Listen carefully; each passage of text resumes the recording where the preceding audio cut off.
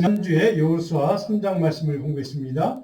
우리 요절 말씀, 제가 드렸던 요절 말씀 같이 읽고 오늘 본문 4장으로 들어갑니다.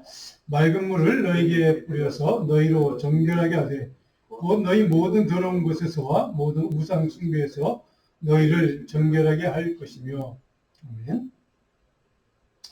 오늘 여호수아 4장과 5장을 볼 텐데, 여호수아 4장 성경 말씀을 좀 다 펴시고 여호수아 4장 1절로 7절 말씀을 천천히 우리 가정에서 성경 말씀을 좀 함께 크게 같이 한번 읽고 말씀을 구체적으로 살펴봅니다. 1절로 7절 말씀을 천천히 같이 읽습니다. 그 모든 백성이 요단을 건너가기를 마침에 여호와께서 여호수아에게 말씀하여 이르시되 백성의 각 지파에서 한 사람씩 12사람을 택하고 그들에게 명령하여 이르기를 돌 12를 택하여 그것을 가져다가 오늘 밤 너희가 유숙할 그곳에 두게 하라 하시니라. 여호수아가 이스라엘 자손 중에서 각 지파에 한 사람씩 준비한 그 12사람을 불러 그들에게 이르되 요단 가운데로 들어가 너희 하나님 여호와의 궤 앞으로 가서 이스라엘 자손들의 지파 수대로 각기 돌 한 개씩 가져다가 어깨에 메라. 이것이 너희 중에 표징이 되리라. 후일에 너희의 자손들이 물어 이르되 이 돌들은 무슨 뜻이냐 하거든 그들에게 이르기를 요단 물이 여호와의 언약궤 앞에서 끊어졌느니 곧 언약궤가 요단을 건널 때에 요단 물이 끊어졌으므로 이 돌들이 이스라엘 자손에게 영원히 기념이 되리라 하라 하니라. 오늘 본문 이 4장에 있는 말씀 4장과 5장의 내용은 그 유명한 길갈에 세운 12돌 기념비죠. 이 이야기를 담고 있는 내용입니다. 이 내용 전체 주제는 아마 제가 설교내때 적어놨을 텐데요. 순종의 삶입니다.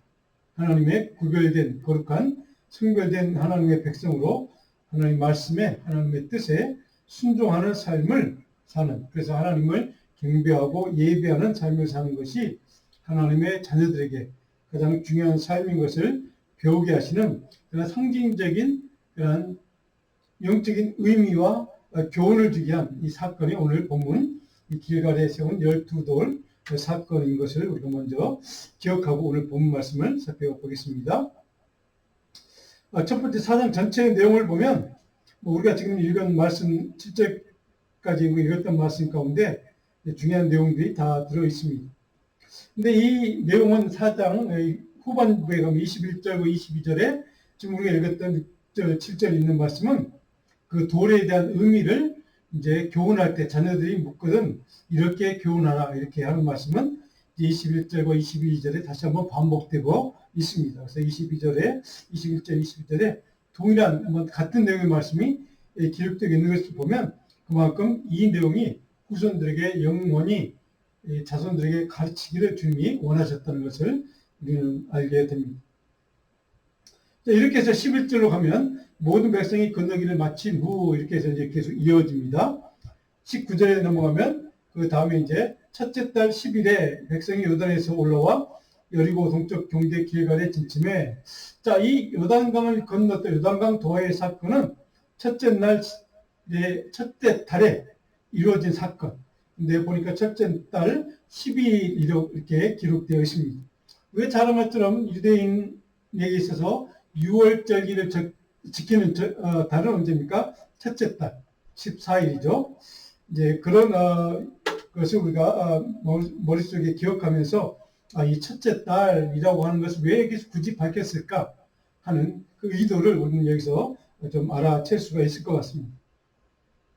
올라와서 여리고 동쪽 경계 길갈에 진을 쳤다 이렇게 되어 있습니다. 19절에 여리고 동쪽의 경계 길갈 이렇게 구체적인 지명이 지금 설명이 되고 있습니다.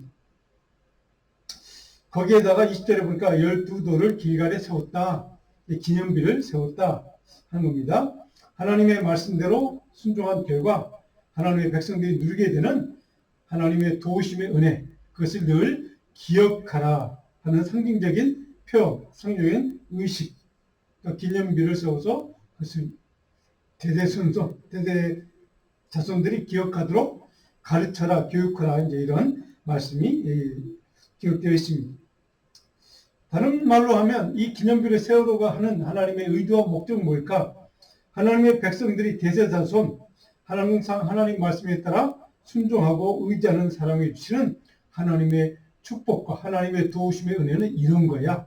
너희들이 그것을 잊지 말고 기억해 라고 하는 그것을 증거하는 기념비로 삼기 위해서 바로 하나님께서 이 비를, 이 12돌을 세우도록 명령하셨다는 것을 알게 됩니다. 23절에 보면 그 의미를 이제 또 구체적으로 이제 설명합니다. 하나님의 여호와께서 요단물을 너희 앞에서 마르게 하사 너희를 건너게 하신 것이 마치 무엇과 같다고요? 너희 하나님 여호와께서 우리 앞에 홍해를 말리시고 우리를 건너게 하신 것 같다. 그러니까 비유 이전에 이런 사건이 있었는데 그것이 바로 40년 전 출애굽할 당시에 1세대들이 경험했던 홍해를 건넜던 그 사건과 동일한 사건이 지금 2세대, 출애굽 2세대, 광야 세대죠. 그들에게도 동일한 사건을 경험하도록 하나님이 이렇게 은혜를 주셨고 그것을 통해서 하나님이 어떤 분인가, 하나님의 백성들은 하나님을 어떻게 섬기하는가 정확하게 알도록 그 2세대들에게, 광야 세대에게 이렇게 교육하는 목적이 있음을 우리는 여기서 보게 됩니다. 바로 이 길갈의 12돌을 통해 주시는 하나님의 교훈, 하나님의 목적은 뭘까? 바로 그것이 24절에 기록되어 있습니다. 우리 24절을 우리 다 같이 한번 읽어볼까요? 24절입니다. 이는 땅의 모든 백성에게 여호와의 손이 강하신 것을 알게 하며 너희가 너희의 하나님 여호와를 항상 경외하게 하려 하심이라. 아멘. 바로 이런 목적을 후손들에게 영원히 그렇게 기억하도록 가르치라는 그런 의미에서 이 사건을 너희에게 경험하도록, 그래서 그것을 통해서 이 길갈에다 12돌을 기념비를 세우도록 내가 의도한 목적은 그거야. 여기에 핵심은 바로 그겁니다. 강하신 하나님의 강한 능력, 그것을 하나님이 우리에게 주시는데 그럴 능력의 분인데 바로 그 하나님을 항상 잊지 말고 의지하고 하나님을 바라보고 하나님을 신뢰하고 하나님을 경배하는 삶을 살기를 하나님을 바라셨던 겁니다. 그래서 이것이 바로 그들이 이 돌을 세워서 기념비를 세워서 교훈하고자 하는 하나님의 의도와 목적이 있음을 정확하게 이렇게 기록하고 있습니다. 그래서 제가 그 다음에 보면 여러분 설교할 때 있을 텐데요. 바로 영적인 교훈, 바로 이 4장에 기록된 말씀을 통해 깨닫는 영적인 교훈 제가 3가지를 적어놨습니다. 한번 읽어볼까요? 후손에게 하나님이 계획하신 역사적 사실된 영적인 교훈을 주기 위해서 기록하고 있다는 겁니다. 하나님의 도우심의 손길의 능력을 신뢰함으로 하나님을 경외하고 경배하는 삶을 살도록 권면하기 위해서 바로 이 사건을 우리에게 기록해 주고 있다는 사실입니다. 이 3번째는 우리가 좀 여러분들이 묵상해 볼 내용이 있습니다. 같이 한번 읽어볼까요? 하나님 사람의 삶의 원칙, 기준은 일상의 모든 일에 항상 하나님 말씀, 하나님 뜻대로 순종하는 삶을 결단하고 또 그 삶에 보여주시는 풍성하고 아낌없는 하나님의 도우심의 은혜를 늘 기억하고 사모하는 삶임을 기억하라는 겁니다. 하나님의 사람의 삶이란 어떤 가치가 있는가? 바로 이것 때문에 이 사건을 통해서 우리에게 하나님은 교훈을 하고 있다는 겁니다. 바로 하나님의 사람들은 항상 우리 삶의 원칙은 무엇인가? 기준은 무엇인가? 모든 우리의 삶의 모든 일에 하나님의 말씀과 뜻대로 순종하는 삶을 살 때에 바로 하나님의 풍성한 은혜와 도우심과 긍휼을 경험하는 그런 영적인 원리를 깨닫고 그것을 사모하는 삶인 것이 바로 우리 크리스찬의 삶이다 하는 것을 깨닫도록 기억하도록 하고자 하는 의도가 있다는 것을 기억해 주시면 좋겠습니다. 이제 5장으로 넘어가면 5장은 이제 2단락으로 크게 나눠서 제가 1절로 12절까지 첫 번째 단락이 뭐냐면 길갈에서 할 일을 행하는, 할 일을 명령하고 할 일을 이제 집행하는 이제 사건을 이제 기록하고 있습니다. 하나님의 백성들의 성별됨을, 구별되었음을 다시 한번 이 의식을 통해 드러내는 그러한 목적 있는 이제 명령 2장입니다. 또 5장 1절 보시면 굉장히 좀 긴데요. 보면 이렇게 읽겠습니다. 요단 서쪽의 아모리 사람의 모든 왕들과 헤본의 가나안 사람의 모든 왕들이 여호와께서 요단물을 이스라엘 자손들 앞에서 말리시고 우리를 건너게 하셨음을 듣고 마음이 녹았고 이스라엘 자손들 때문에 정신을 잃었더라. 어디서 보았던 말씀이죠? 여호수아 1장 2장에 보면 바로 기생 라합이 정탐꾼 두 사람을 숨겨주면서 그들에게 했던 그죠? 기록되어 있던 말씀이죠. 우리가 너희들이 광야 40년 동안 여기까지 오기까지 많은 강대국 나라를 무찌르고 그것을 격파하고 여기까지 오게 된 그 하나님의 놀라운 역사와 기적의 사건을 너희가 보여준 것을 그것을 우리 백성들, 우리 이 길갈에 있는 사람들, 이 여리고 성에 있는 사람들이 그 소식을 소문을 듣고 우리가 마음이 녹았다, 뭐 간담이 성대해졌다, 뭐 정신을 잃었다 이렇게 표현이 되어 있다는 것이죠. 홍해를 건넜고 광야 40년 동안 그 많은 적들을 이기면서 여기까지 왔던 그 이스라엘 백성들을 도우신 하나님, 그들을 인도하신 하나님, 그들의 배역 가운데 역사하신 그 하나님의 능력을 바로 이렇게 지금 5장 1절은 우리에게 증언해 주고 있습니다. 자, 그러면서 그 하나님에 대한 이스라엘 백성들이 가나안 땅 처음으로 들어와서 첫 번째 명령하신 하나님 명령이 무엇인가? 2절에 보니까 너는 다시 할 일을 행하라. 그러나 놀라운 하나님의 기적을 통해서 여기까지 너희들이 왔으니 그 하나님의 백성으로 구별된 백성, 성별된 백성으로서의 할례 예식을 통해서 다시 한번 하나님의 구별됨을 너희들이 이제 증거하라는 명령이다. 자, 왜 여기서 하필이면 첫 번째 명령이 할례를 행하라는 것일까? 4절에 보니까 이렇게 설명이 됐습니다. 5장 4절 할례를 시행한 까닭은 이것이니 그러면서 설명이 애굽에서 나온 모든 백성 중 남자 곧 모든 군사는 애굽에서 나온 후 광야길에서 죽었는데 5절에 다만 애굽에서 나온 후 광야길에서 난 자는 할례를 받지 못했습니다. 광야 40년 동안 거기서 출생한 2세들이 있습니다. 광야 세대, 출애굽 2세대들. 그 사람들은 광야이기 때문에 정착하지 못했기 때문에 할례 예식을 행하지 못했다. 그래서 이제는 가나안 땅에 처음 들어가기 전 약속의 땅, 축복의 땅, 그 땅을 정복하기 전에 들어가기 전에 너희가 할 일은 하나님의 구별된 백성으로서의 표식을 너희들이 증거하고 증언할 필요가 있어. 라고 해서 하나님이 이 할례 예식을 행하도록 명령하셨다는 겁니다. 그래서 6절에 보니까 할례 예식을 행하지 못한 40년 동안 광야에서 왜 할례를 행하지 못했는가? 그 이유가 설명이 되어 있습니다. 6절에 이스라엘 자손들이 여호와의 음성을 청종하지 않으며 물론 출애굽 1세대들입니다.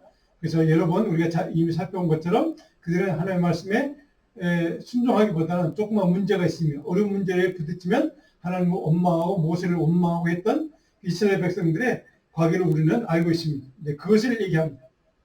그러면서 6절 후반절에 애굽에서 나온 족속 곧 군사들이 다 멸절하기까지 40년 동안을 광야에서 헤매었더라.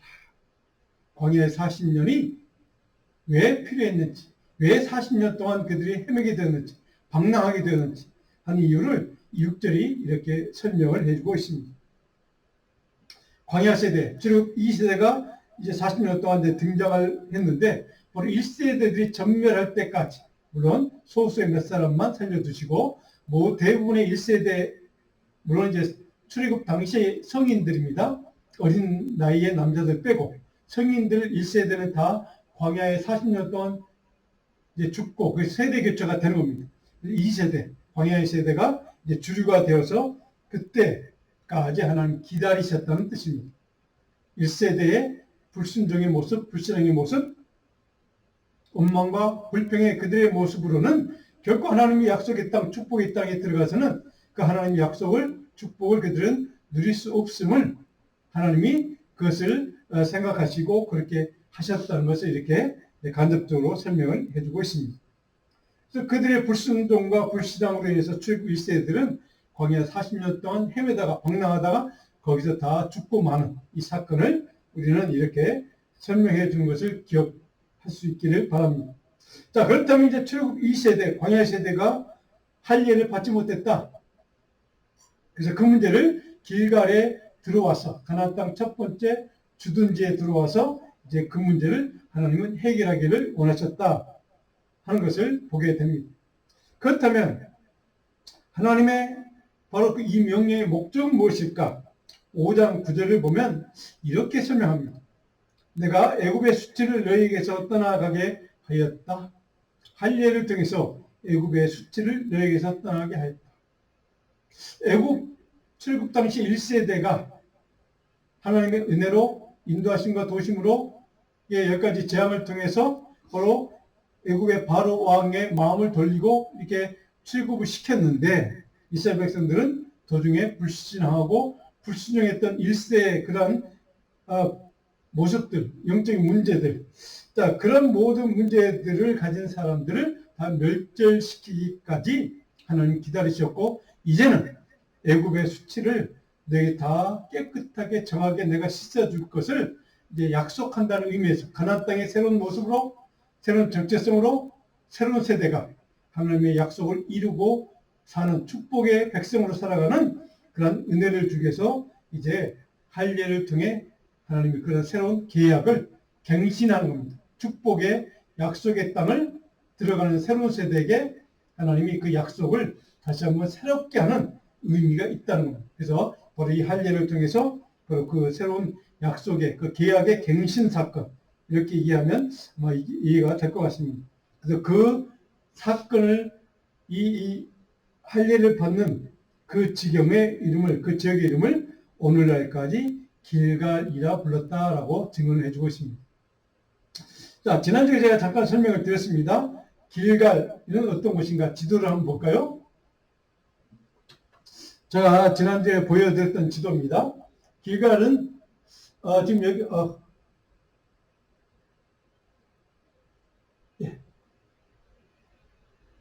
여기가 지금 사해바다고, 여기가 지금 이제 쭉 위에 올라가면 위에 자라는 이제 갈릴리 호수가 있겠죠. 그리고 여기 쭉 흐르는 여기가 요단강입니다. 요단강을 건너서 가나안 땅 첫 번째 만나는 도시가 길갈입니다. 그 다음에 바로 인접한 곳이 여기가 여리고입니다. 그러니까 길갈과 여리고 거리는 멀지 않습니다.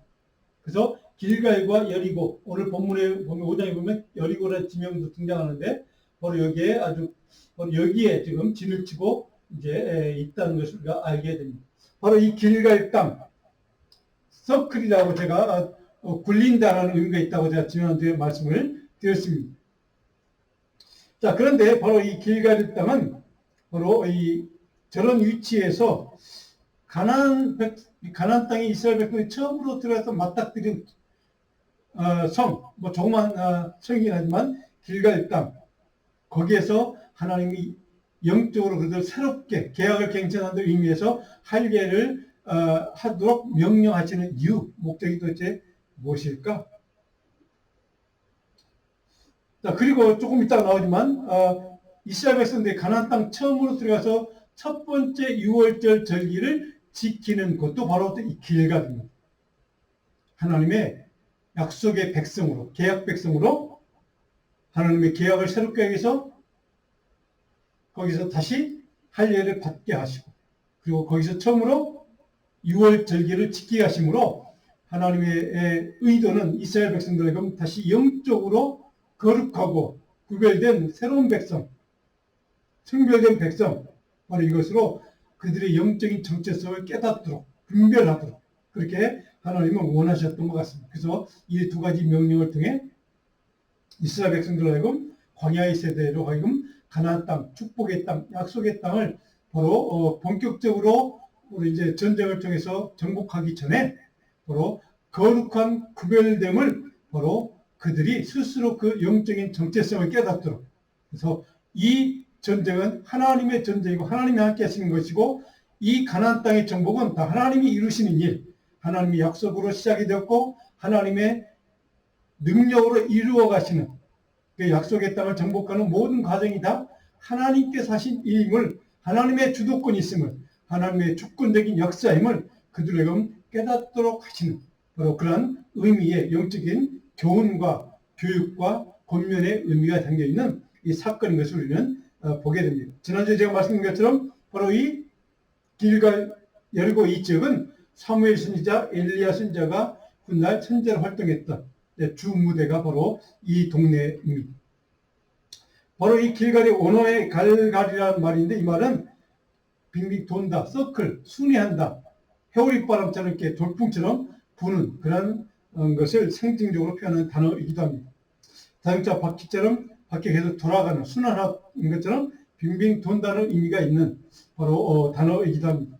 영적으로 하나님의 뜻과 하나님의 계획이 중단 없이 계속해서 끝까지 진행되도록 하나님이 역사하시고 일하신다는 것을 하나님의 통치권과 하나님의 주권을 상징하는 표현을 갖고 있는 단어가 바로 길갈, 원어의 갈갈이라는 뜻이기도 합니다. 그래서 하나님의 역동적인 역사하심, 하나님의 주도권을 쥐고 하나님의 주권적으로 하나님께서 일하시는 지경, 하나님의 복된 지경, 하나님의 운행하시는, 하나님의 역사하시는 지경을 상징하는 단어라고 바로 이 길갈을 그렇게 이해하시면 될 것 같습니다. 그런 의미에서 바로 이 길갈처럼 저와 여러분 인생에도 하나님께서 주도권을 가지고 우리 삶 속에, 우리 삶의 지경에, 우리 가정의 지경에, 우리 교회 지경에 그렇게 하나님께서 역사하시고 능력으로 직접 하나님이 활동하시는 그런 하나님의 축복의 지경이 우리의 삶, 우리의 가정, 우리 교회가 되기를 주님으로 축원하고 축복합니다. 바로 그런 의미에서 10절에 보시면 그달 14일 저녁에는 여리고 평지에서 유월절을 지켰다라고 바로 이 지역에서 하나님이 처음으로 가나안 땅에서 유월절기를 지키도록 명령하시는 바로 이것을 우리가 보게 됩니다. 자, 12절에 보시면 또 중요한 말씀이 있습니다. 그 땅에 소사물을 먹은 다음 날에 만나가 그쳤다. 가나안 땅 처음 들어가서 그 땅에서 난 소산물을 먹자마자 만나가 하나님이 지금까지 이스라엘 백성들을 먹여주었던 음식, 그것을 그치게 하셨다. 그리고 그의 가나안 땅의 소출을 그들이 먹고 그 이후로부터 가나안 땅에서 먹고 음식을 먹고 거기에서 난 소출을 그들이 주 음식으로 삼고 살았다 하는 것을 말씀하고 있습니다. 자, 바로 이 5장 이 첫 번째 처음 단락 12절까지의 단락을 통해서 우리는 바로 이 영적인 몇 가지 교훈을 깨닫게 됩니다. 같이 한번 읽어볼까요? 출애굽 1세대의 소멸과 광야 세대로 주류 세대가 교체를 하나님이 기다리셨다는 겁니다. 그 다음에 광야교회 40년 동안 훈련시켰다는 겁니다. 그리고 그들의 불순종과 불신앙의 영과 그리고 태도가 하나님의 약속의 땅 가나안 땅에서는 그것은 어울리지 않았기 때문에 그들이 소멸될 때까지를 하나님이 이렇게 기다리셨다는 것을 말씀하고 있다는 겁니다. 다른 말로 하면 광야의 40년 동안 하나님이 그들을 훈련시킨 단 한 가지 목적, 이유, 그것은 바로 그들로 하여금 영적인 거룩성을 회복하라는 겁니다. 그래서 바로 길갈에서 바로 첫 번째 가나안 땅에 들어가자마자 할례를 받게 하시고 그리고 유월절기를 지키게 하셨다는 것을 우리는 알게 됩니다. 자, 근데 이 광야 40년 동안을 사도행전에 바로 스데반 집사는 마지막 죽기 전에 설교를 통해서 그 40년을 딱 한 단어로 요약하죠. 뭡니까? 광야교회. 광야교회라고 설명합니다. 사도행전 7장 38절을 보면 이렇게 기록되십니다. 같이 한번 읽어볼까요? 시내산에서 말하던 그 천사와 우리 조상과 함께 광야교회에 있었고 또 살아있는 말씀을 받아 우리에게 주던 자가 이 사람이라. 모세에 대해서 설명할 때 바로 광야교회에 있었고 라고 광야교회라는 단어가 사도행전에 등장하고 있습니다. 이스라엘 백성들이 40년 동안 그들의 훈련의 목적은 교회였답니다. 광야의 교회.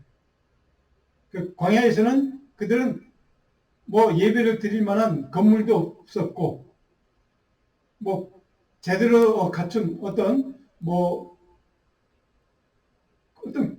아무것도 갖춘 것이 없는 그런 곳에서 하나님을 예배하는 훈련을 시키는 이유, 그것은 거룩성 훈련입니다. 하나님의 백성으로서 거룩하게 빚어져가는, 거룩하게 만들어져가는 그런 훈련.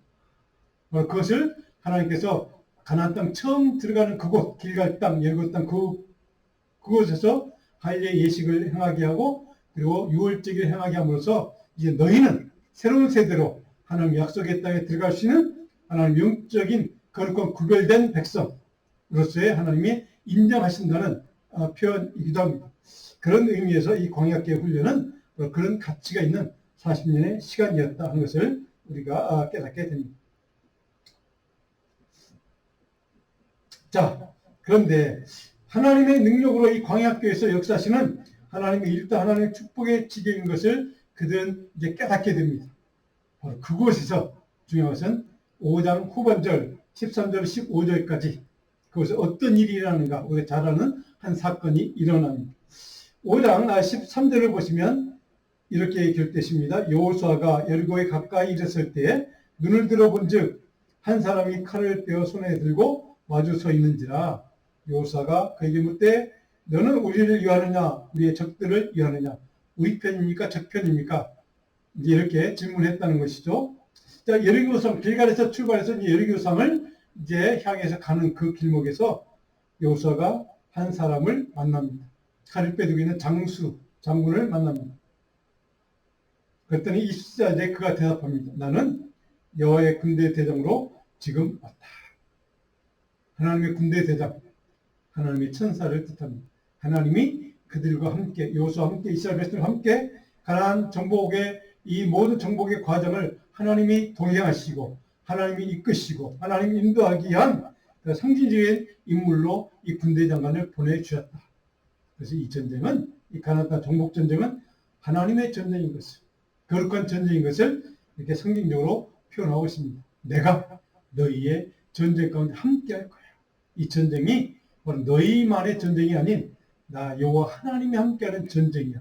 하나님의 뜻과 계획에 따른 전쟁이야 라고 하는 것을 이 한 사건을 통해 여호수아에게 이스라엘 백성들에게 또 우리에게 깨닫게 하신다는 사실입니다. 15절에 이렇게 명령합니다. 여호수아에게 내 발에서 신을 벗으라. 내가 선 곳은 거룩하니라. 어디에서 봤습니까? 이 구절을? 여러분 이미 잘 알고 있는 사건입니다. 모세가 떨기나무에서 하나님을 만나 불타는 그 떨기, 거기에 임하신 영광이 임재가 임했던 그 떨기나무, 거기에서 버닝부시라고 하죠. 거기에서 하나님의 만남을 체험했던 그 사건 가운데 들었던 말씀, 바로 여호수아가 동일한 하나님의 말씀을 듣습니다.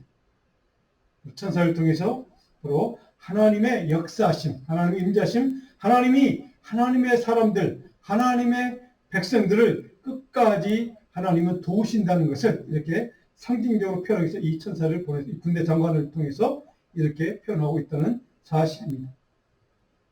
거룩하게 구별된 하나님의 사람, 하나님의 백성으로 드디어 하나님이 인정하셨음을 정확하게 표현하고 가나안 땅 정복을 시작해도 된다 라고 하는 것을 인정해 주시는 사건이기도 합니다.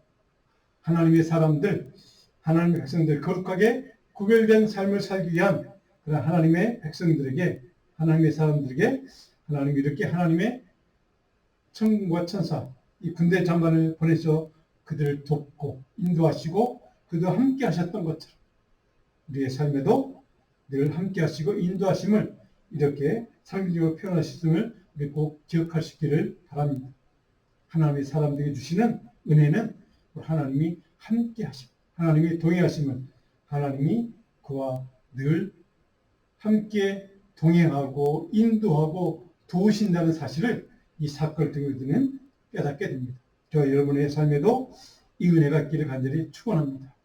저 여러분의 삶에 하나님 늘 동행하시고 하나님의 성령께서 우리와 함께 거하시고 동행하시고 인도하시고 도우시는 이 하나님의 은혜를 날마다 경험하는 저와 여러분 되기를 축원합니다. 자, 우리 바로 이 5장에 있는 영적인 교훈 우리가 몇 가지 한번 살펴볼까요? 모세가 광야에 불타는 떨기나무에서 하나님의 임재를 체험했듯이 여호수아의 영적인 체험 사건을 바로 이 5장 마지막 단락은 이렇게 표현해주고 있습니다. 그 다음에 하나님은 하나님 사람의 삶에 반드시 동행하시고 역사하시고 간섭하심을 확신하라는 것을 우리에게 교훈하고 있습니다. 또 한 가지 말씀에 순종하는 하나님의 사람의 모든 삶의 자리는 반드시 하나님의 능력이 역사하실 것을 약속하고 확정하는 그런 사건이기도 합니다.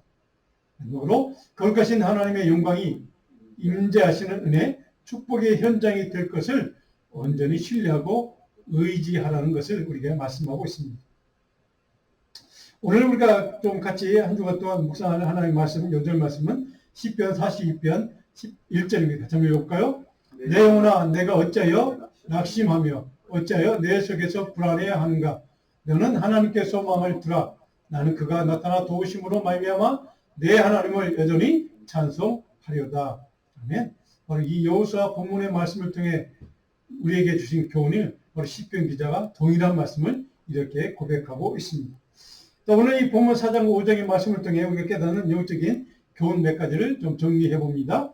하나님은 자기 백성들을 위해 어떤 상황에서도 동행하심을 통해 도우심의 은혜를 베푸시는 분이라는 것을 우리가 꼭 기억할 수 있기를 바랍니다. 자, 두 번째로 여러분의 모든 삶의 자리에 하나님이 동행하시고 도우시는 은혜가 풍성하게 임하도록 말씀에 온전히 순종하는 삶을 결단하며 살아가는 저와 여러분 되기를 주님으로 간절히 부탁드립니다. 오늘 제가 마지막으로 묵상 과제 하나 적어놨습니다. 여러분들이 깊이 한 주간 동안 이 말씀을 읽고 연구하면서 묵상해보는 주제로 삼아 주시면 좋겠습니다. 기도하겠습니다.